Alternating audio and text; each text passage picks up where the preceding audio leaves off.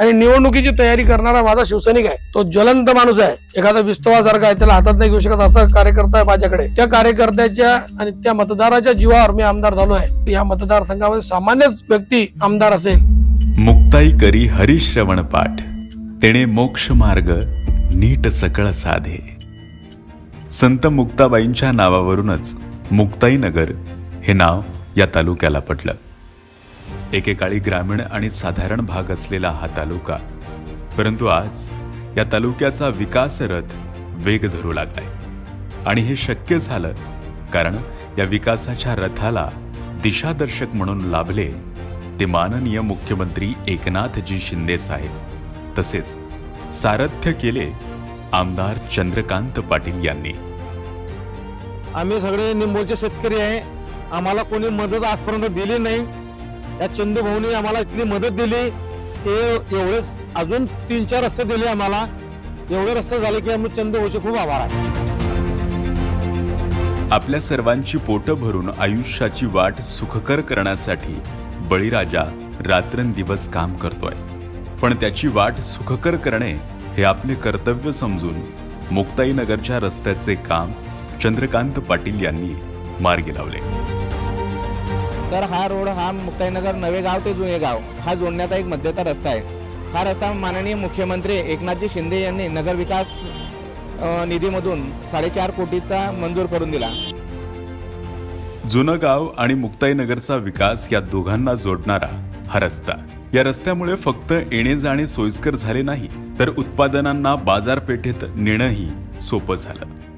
शेतीचे उत्पादन वाढवण्यासाठी हा रस्ता एक महत्त्वाचा टप्पा ठरलाय। आरोग्यम धनसंपदा हे प्रमाण समजून गावातील हॉस्पिटल देखील अत्याधुनिक करण्यात आले। शासनाकडून ज्या काही सेवा मिळतात त्यामध्ये हायर केलेले लॅब असतो, लॅबमधील सर्व रिपोर्ट असतो, त्याच्यामध्ये हजारो रुपयांच्या ज्या लॅबच्या टेस्ट आहे त्या आज मोफत रुग्णांना उपलब्ध करून देण्यात येत आहे। सर्वप्रथम आज आपण एच मुक्ताईनगर येथील मॉड्युलर ओटी याबद्दल थोडक्यात माहिती मी तुम्हाला सांगणार आहे। हे आपण हे जे ओटी स्ट्रक्चर बघतोय याला मॉड्युलर ओटी असं म्हणतात। हे जळगाव जिल्ह्यामध्ये फक्त 4 ठिकाणी अवेलेबल आहे। नागरिकांची आरोग्य विभागात कुठलीच गैरसोय होऊ नये म्हणून जिल्हा रुग्णालयात मॉड्युलर ऑपरेशन थिएटर करण्यात आले, तसेच ऑक्सिजन टँक आणि व्हेंटिलेटर देखील बसवण्यात आले।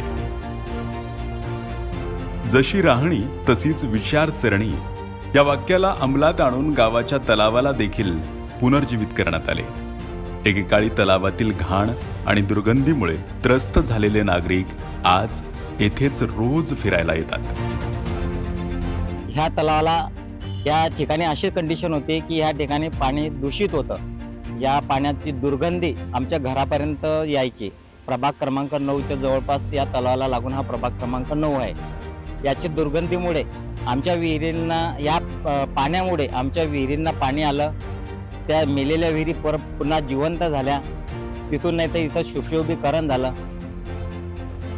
थोर तुमचे कर्म जिजाऊ उपकार कधी न फिटणार, चंद्र सूर्य असेपर्यंत नाव तुमचे न मिटणार।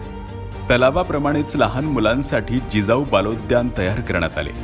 संस्कार चांगले झाले की पुढची पिढी ही आपोआपच आपल्या देशाचे भविष्य उज्ज्वल करत असते, यात काही वावग नाही। मी सांगितलं आपल्याला मुख्यमंत्र्यांच्या संदर्भात की कधीही मी गेलो तर मला एका मिनिटात भेट मिळते। माझ्या मतदारसंघातलं काम सांगता बरोबर दुसऱ्या सेकंदाला त्या कामाला गती मिळते आणि त्याचा पाठपुरावा मुख्यमंत्री महोदयांच्या कार्यालयातून सीएमओ कार्यालयातून होतो। आणि जेवढे कामं मी दिले तेवढे कामं सगळे मॅक्झिमम कामं त्यांच्याकडून आता आज पूर्ण झाले।